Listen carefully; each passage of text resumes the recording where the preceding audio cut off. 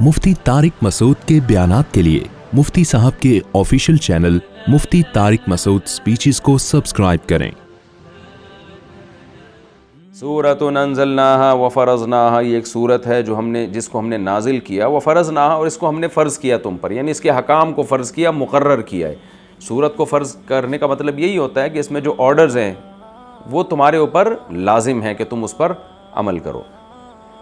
वअंज़लना फ़ीहा आयातिन बय्यिनात, और हमने इसमें वाज़ेह आयात नाजिल की हैं, यानी इसकी जो आयात हैं बिल्कुल वाज़ेह हैं, 2 और 2 4 की तरह तुम्हें समझ में आएंगे। ये अहकाम बहुत अच्छी तरह हमने एक्सप्लेन कर दिया है शरई अहकाम को। वो क्या है? लअल्लकुम तज़क्करून, शायद कि तुम नसीहत हासिल करो।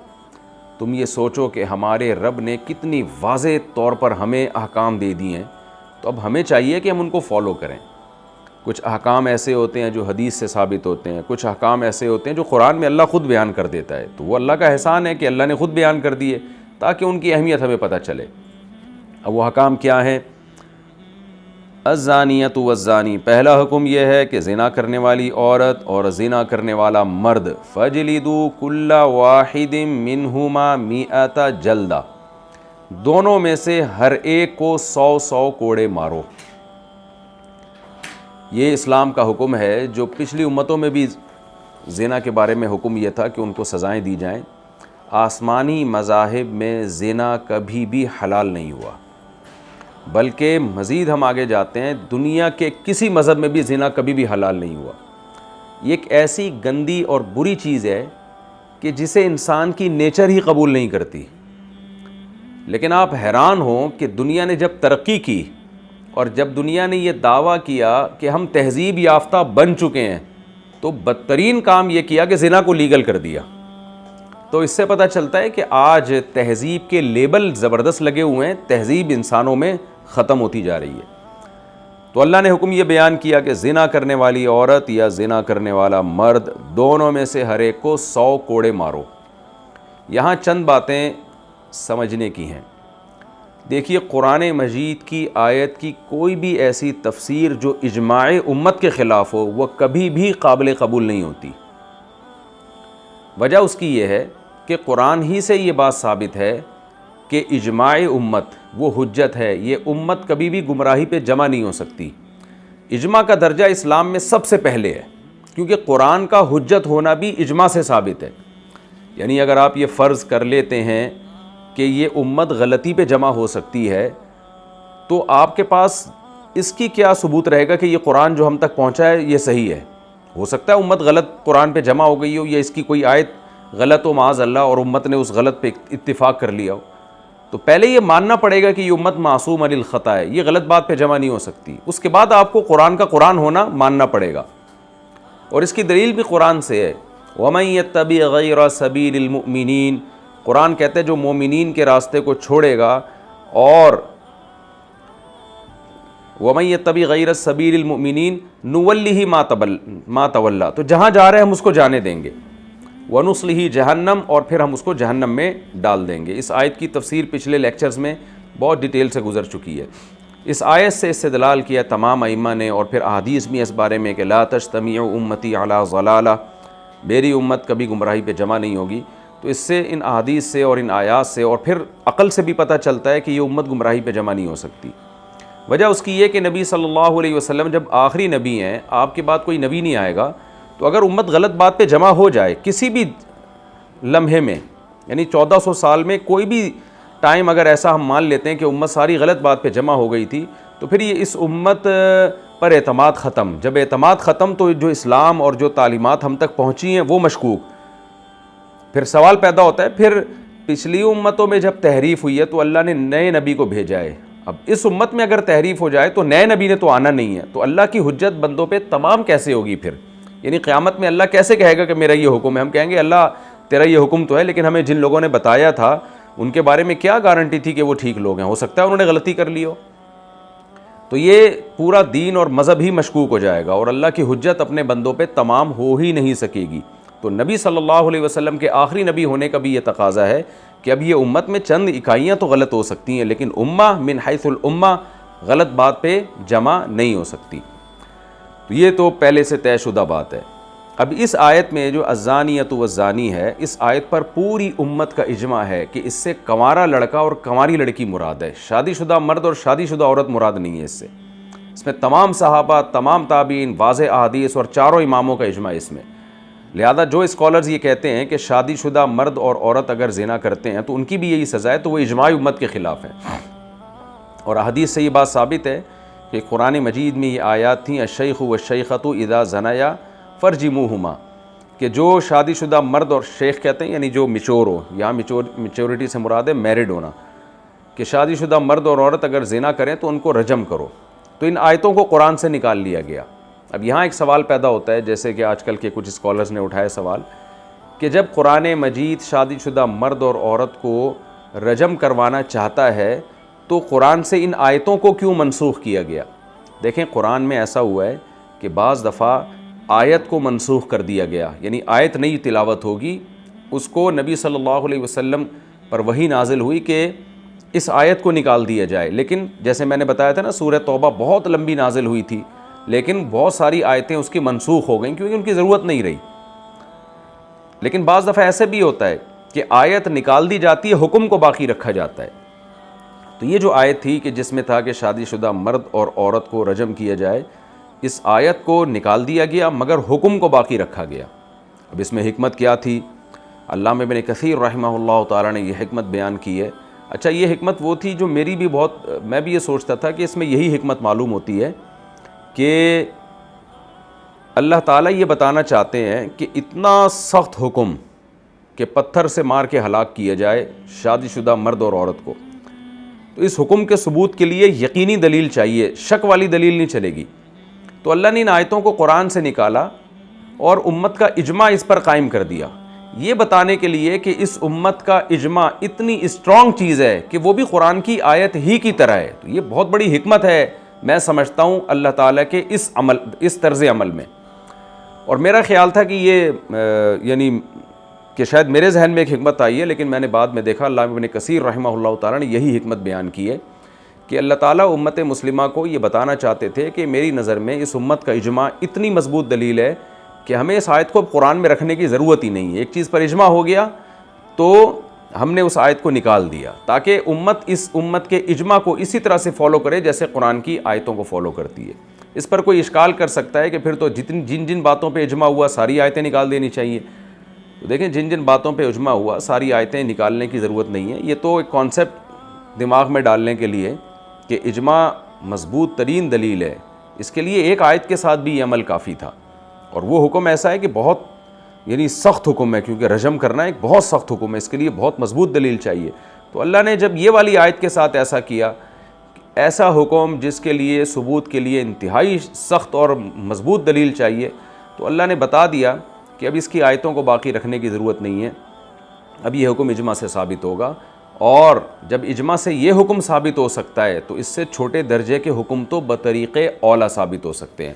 آج جتنے بھی اسکالرز جو اجماع امت کے خلاف باتیں کر رہے ہیں نا، ان کے لیے یہ بہت بہترین دلیل ہے، اور وہ اجماع امت کی انکار کر کے نا قرآن و سنت کی اپنی طرف سے تفسیریں کر کے دین میں تحریف کا ذریعہ بن رہے ہیں۔ تو پہلی بات تو یہ کلیئر کر لیں کہ یہ کنوارے مرد اور کنواری عورت کے بارے میں احادیث میں بھی ہے اور اجماع امت سے بھی یہ بات ثابت ہے۔ دوسری بات یہ کہ جیسے میں نے بتایا صحیح بخاری صحیح مسلم کی احادیث ہیں اور اجماع امت ہے کہ شادی شدہ مرد اور عورت اگر زنا کرتا ہے تو اس کو رجم کیا جائے گا، پتھروں سے مار کے ہلاک کیا جائے گا۔ تیسری بات یہ بھی اس کو اچھی طرح سمجھ لینی چاہیے کہ اس پر بھی امت کا اجماع ہے کہ اسلام میں نا سزائیں دو طرح کی ہیں، ایک کو حدود کہا جاتا ہے اور ایک کو تعزیر کہا جاتا ہے۔ حد کا مطلب ہے اللہ کی طرف سے قائم کردہ آرڈر، حکم، اس میں حکومت کو، حاکم کو، قاضی کو، جج کو یہ آپشن نہیں ہے کہ وہ سزا کو ٹال دے۔ ایک تو یہ ہے۔ دوسری جو احکام ہوتے ہیں، بلکہ میں اور مزید اس کو ایکسپلین کرتا ہوں کہ اسلام میں جتنی بھی سزائیں ہیں ان سزاؤں کا تعلق یا تو اللہ کے حقوق سے ہوگا یا حقوق العباد سے ہوگا۔ اگر ان کا تعلق اللہ کے حقوق سے ہے تو پھر ان کی دو قسمیں ہیں، ایک ہے حد اور ایک ہے تعزیر۔ مثال کے طور پر اگر کوئی شخص زنا کرتا ہے تو زانی کو جو سزا دی جاتی ہے اس کا تعلق حقوق العباد سے نہیں ہے بلکہ حقوق اللہ سے ہے. یعنی یوں کہا جائے گا کہ زانی نے خدا کے حکم کو توڑا ہے, خدا کو غضب دلائے, خدا کی طرف سے آرڈر ہے کہ اس کو میری طرف سے اس کو سزا دی جائے, تو یہ حق اللہ ہے, یہ والی سزا اللہ کا حق ہم لے رہے ہیں, اس میں مخلوق کا نہیں ہے. مخلوق اگر راضی بھی ہو اور مخلوق چاہے کہ ان کو سزا نہ ملے تو مخلوق کے پاس یہ آپشن نہیں ہے. تو یہ جو اللہ کا حق ہے نا, اچھا مخلوق کے حق کی بھی میں مثال دے دیتا ہوں. مخلوق کے حق کی مثال یہ ہے کہ ایک آدمی نے, زید نے بکر کو قتل کر دیا. اب جب بکر کو قتل کیا ہے تو بکر کے وارثوں کو یہ حق حاصل ہے. قرآن کہتا ہے فقط جعلنا علی ولیہ سلطانہ, ہم نے مقتول کے ولی کو طاقت دی ہے کہ وہ قاتل سے قصاص لے سکتا ہے. اب یہ جو مقتول یعنی بکر کے آل اولاد زید سے قصاص لیں گے, یہ قصاص حق اللہ نہیں ہے بلکہ حق العبد ہے. یعنی یہ اللہ کی طرف سے جو انتقام ہے نا, اللہ کا یعنی جو قتل کر کے آپ نے اللہ کو بھی تو ناراض کیا نا, جو زید نے قتل کیا تو اللہ کو بھی ناراض کیا نا, تو یہ اللہ کی ناراضی کی سزا نہیں ہے.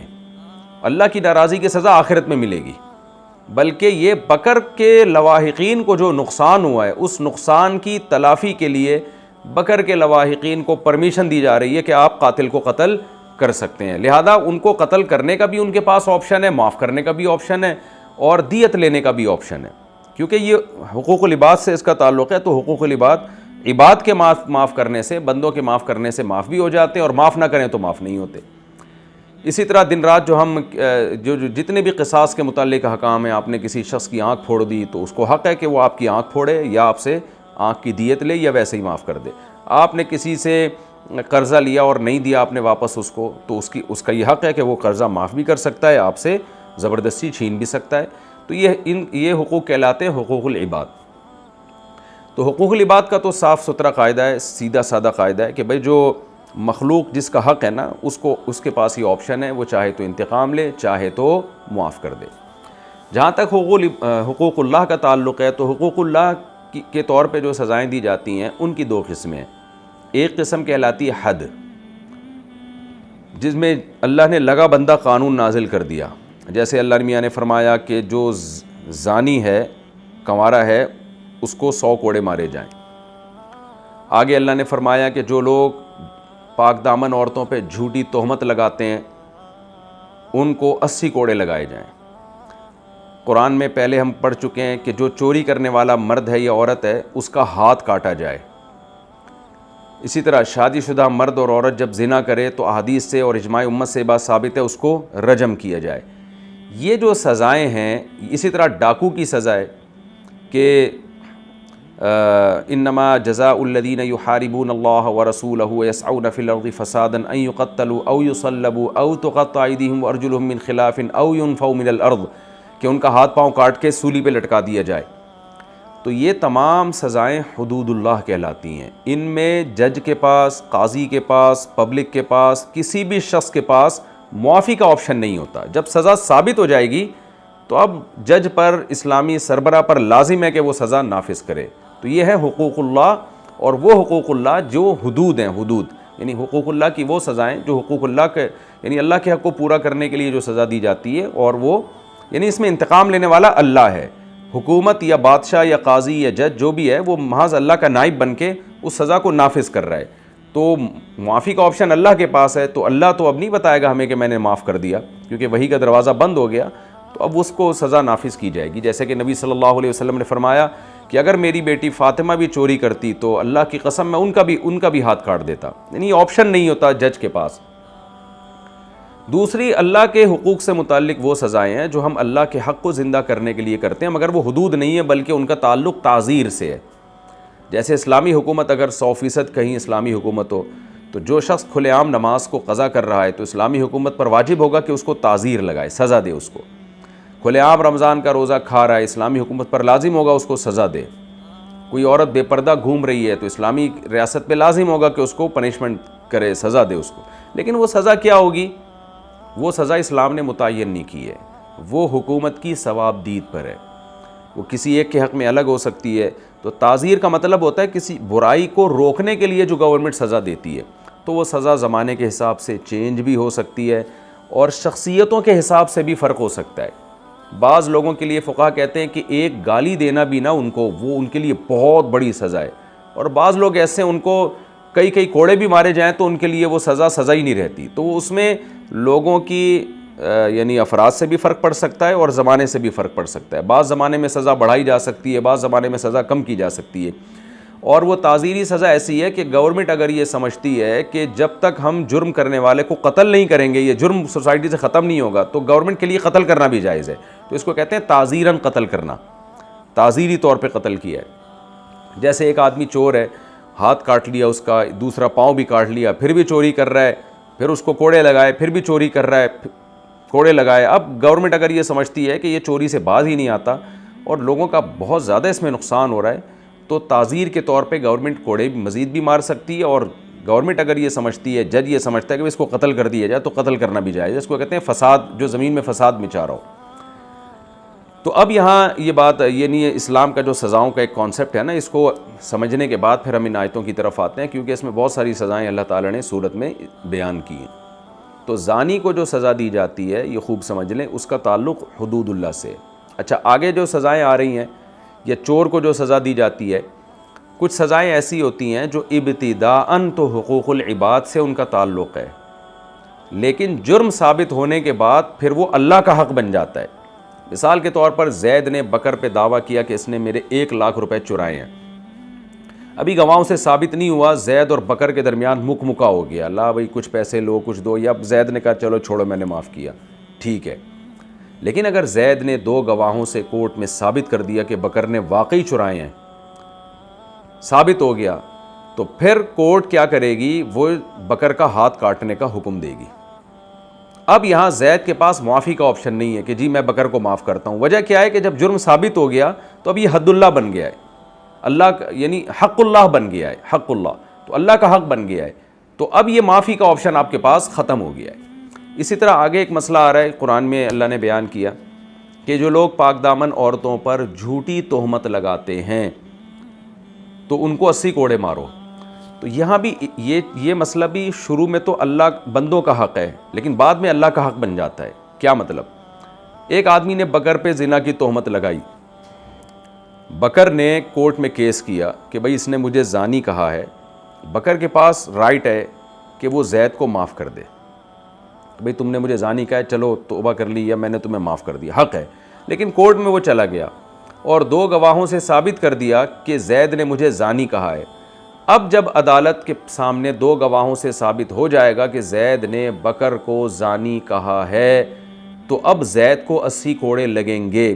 اب بکر کے پاس یہ آپشن نہیں ہے کہ وہ زید کو معاف کر دے. یعنی یہاں جو اس کو سزا دی جائے گی وہ اللہ کے حق کی وجہ سے. اللہ کے حق کا مطلب یہاں یہ ہے کہ اب یہ بکر کا معاملہ نہیں ہے، اب یہ قوم کا معاملہ ہے کہ زانیوں جو بھی جھوٹی تہمتیں لگاتے ہیں ان کو سزائیں ملنی چاہیے تاکہ سوسائٹی میں فساد ختم ہو.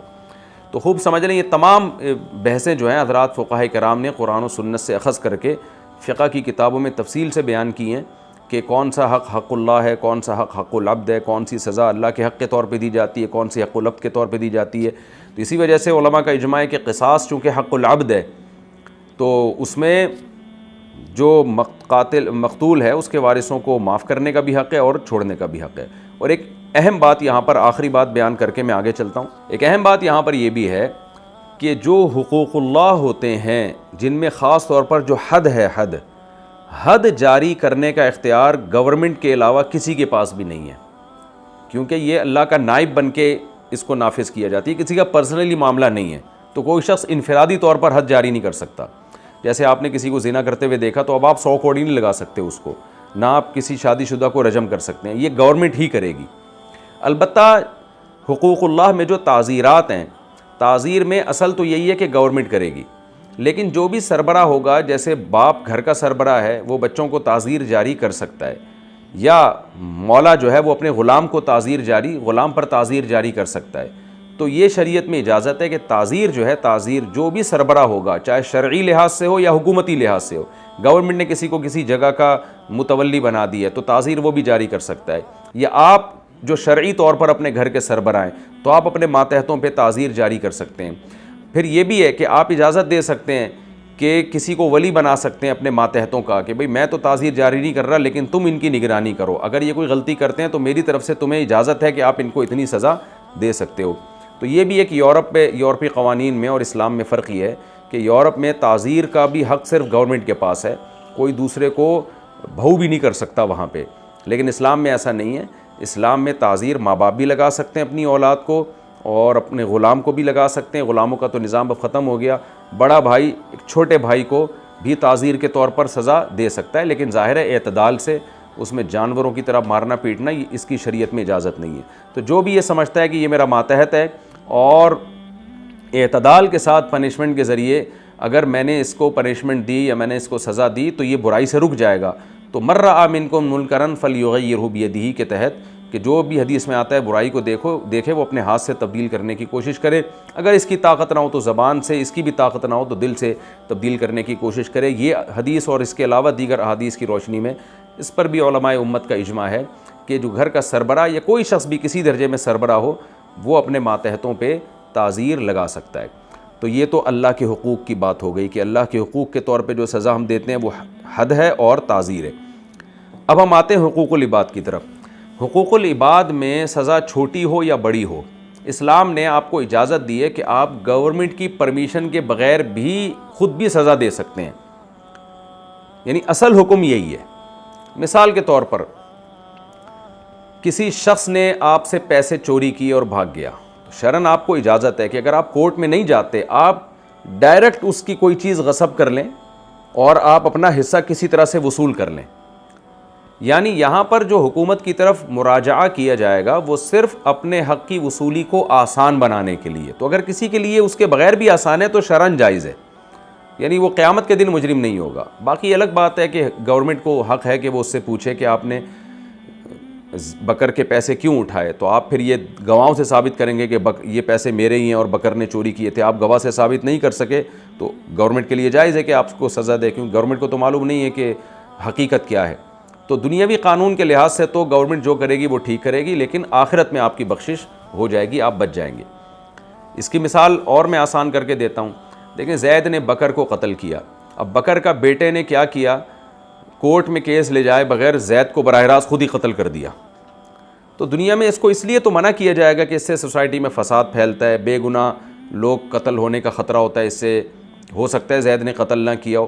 لیکن بہرحال بکر کی اولیاء کو اگر یقین ہے کہ قاتل زید ہے اور اس بیس پہ انہوں نے زید کو قتل کر دیا, تو چونکہ یہ حقوق العباد سے اس کا تعلق ہے, تو حقوق العباد سے جن سزاؤں کا تعلق ہوتا ہے اس میں گورنمنٹ کی طرف جانا یا کورٹ میں جانا یہ اس لیے ہوتا ہے تاکہ ہمیں انصاف ملے اور کوئی فساد نہ ہو معاشرے میں. لیکن اگر کوئی خود سے بھی قتل کر دیتا ہے تو آخرت میں وہ مجرم نہیں ہوگا, کیونکہ اللہ نے اس کو حق دیا. فقط جعلنا لولیہ سلطانا, اللہ کہتے ہیں ہم نے مقتول کے ولی کو طاقت اور قدرت دی ہے کہ وہ انتقام لے سکتا ہے. کیوں؟ وجزاء سیئۃ سیئۃ مثلھا, قرآن کہتا ہے برائی کا بدلہ اسی قدر برائی ہے. کوئی آپ کے ایک تھپڑ لگاتا ہے تو شرعاً جائز ہے کہ آپ اسی وقت اس کے ایک تھپڑ لگا دیں. یہ ضروری نہیں ہے کہ آپ تھانے میں جا کے کیس کریں. ہاں فساد سے بچنے کے لیے اوور آل ایسی چیزوں کی ترغیب نہیں دی جاتی, اس لیے نہیں دی جاتی کہ سوسائٹی میں ایسا نہ ہو کہ بے گناہ لوگ پٹنا شروع ہو جائیں. مثال کے طور پر بکر قتل ہوا, زید آپ کو پتہ ہے زید نے قتل نہیں کیا, لیکن آپ نے اپنا غصہ زید پہ نکال لیا کہ جب میں پکڑا جاؤں گا کہ لوگ پوچھیں گے زید کو قتل کیوں کیا, تو میں بول دوں گا میرے باپ کا قاتل زید ہے, تو ہو سکتا ہے زید قاتل نہ ہو. تو اس لیے اس فساد سے بچنے کے لیے انتظامی طور پر تو یہ کہا جاتا ہے کہ خود سے یہ کام نہ کیے جائیں, بلکہ کورٹ میں کیس چلا کے قاتل کو سزا دلوائی جائے. لیکن فی نفسی ہی ایک جائز عمل ہے, اگر کوئی یہ خود سے کر لیتا ہے تو قیامت میں وہ مجرم نہیں ہوگا. دنیا میں یہ ضرور ہے کہ گورنمنٹ کو یہ رائٹ ہوگا کہ وہ اس کو سزا دے اور اس سے پوچھے کہ جب زید نے تمہارے پاس ثبوت کیا ہے کہ تمہارے باپ کا قاتل زید ہے, تو اگر کوئی شخص ثبوت لے آئے کورٹ میں کہ دیکھو میں نے زید کو جو قتل کیا ہے تو یہ گواہ ہیں اور یہ میرے پاس ویڈیو ہے اور جو بھی ثبوت ہو سکتے ہیں وہ دے کے یہ ثابت کر دے کہ میرے باپ کا قاتل زید ہے, لہذا میں نے زید کو اس بیس پہ قتل کیا, تو پھر کورٹ اس کو سزا نہیں دے سکتی. کورٹ کہے گی کہ ٹھیک ہے جی, جب یہ دلائل سے ثابت ہو گیا کہ بکر کا قاتل زید ہے تو آپ نے ماورائے عدالت بھی اگر زید کو قتل کر دیا اور بعد میں کورٹ میں ثابت کر دیا آپ نے کہ واقعی زید قاتل ہے, تو پھر کورٹ شریعت میں اسلامی نظام میں کورٹ کے لیے جائز نہیں ہے کہ وہ بکر کے قاتلوں کو سزا زید کے قاتلوں کو سزا دے وہ، بلکہ وہ کورٹ اس کو بلکہ الٹا سپورٹ کرے گی، کیونکہ آپ کے باپ کو اس نے قتل کیا ہے تو آپ نے مجرم کو اگر قتل کر دیا تو شرعاً آپ کے لیے جائز تھا۔ لیکن بہرحال منع اس لیے کیا جاتا ہے کہ ہماری کورٹس آج کل کیا کر رہی ہیں سب کے سامنے، اور پھر بہرحال اس میں اس بات کا خطرہ موجود ہے کہ بکر کے جو وارثین ہیں ایسا نہ ہو کہ وہ جھوٹے گواہ لا کے بے گناہ زید جن کو انہوں نے قتل کیا ہے اس کو کہہ دیں کہ بھئی یہ قاتل ہے، حالانکہ وہ ہو سکتا ہے قاتل نہ ہو۔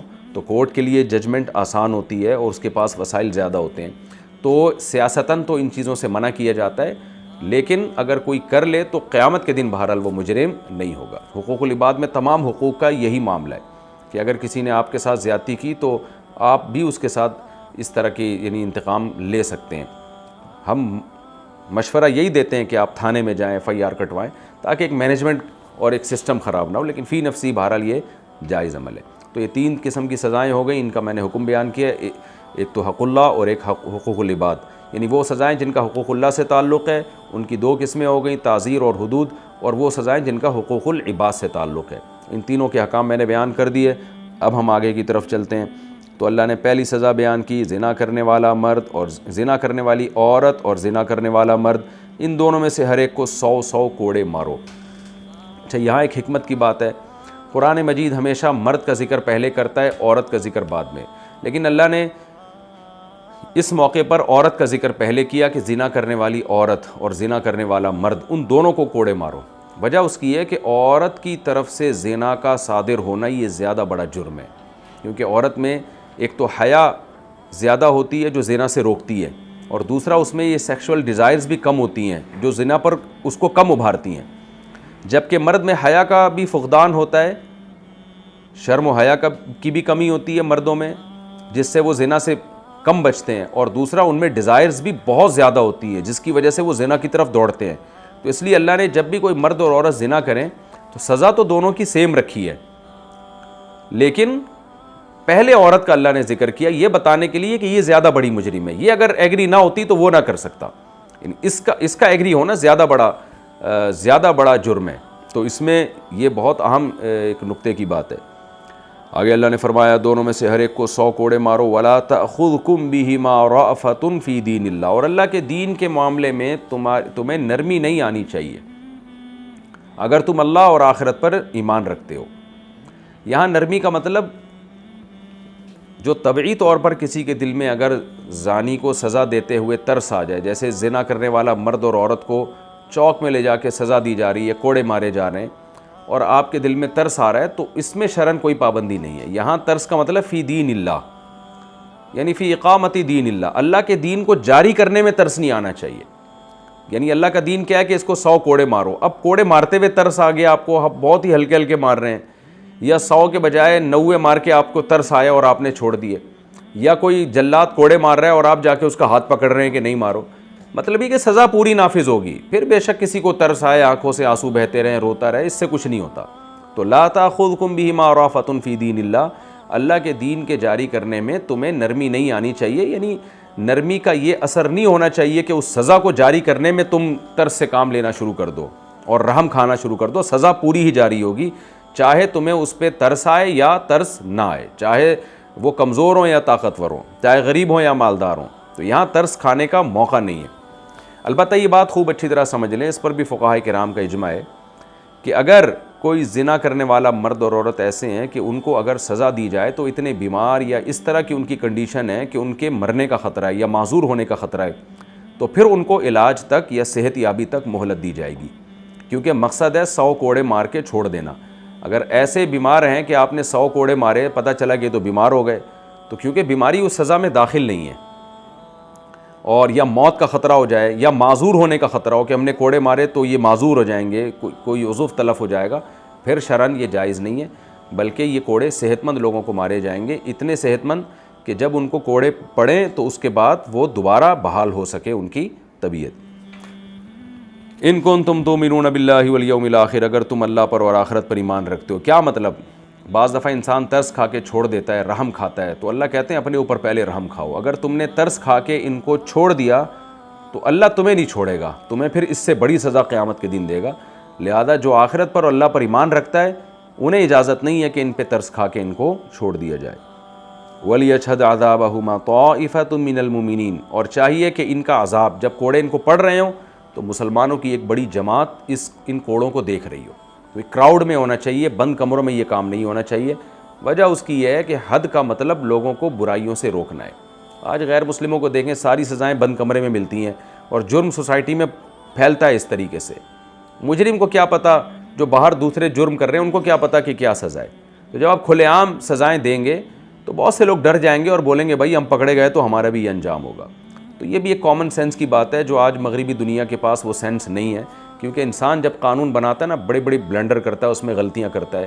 تو آج یہ بڑی بڑی غلطیاں ہو رہی ہیں. پھانسی کے گھاٹ بند کمرے میں لٹکایا جا رہا ہے ان کو، اور تعزیریں بھی بند کمرے میں ہو رہی ہیں، سزائیں بھی بند کمرے میں ہو رہی ہیں. باہر دنیا کو پتہ ہی نہیں تو وہ کیسے ڈرے گی. تو اللہ میاں نے حکم دیا کہ ان کو 100 کوڑے کھلے عام مارے جائیں تاکہ ساری دنیا کو پتہ چلے کہ زنا کتنی بری چیز ہے اور اس کی سزا کیا ہے.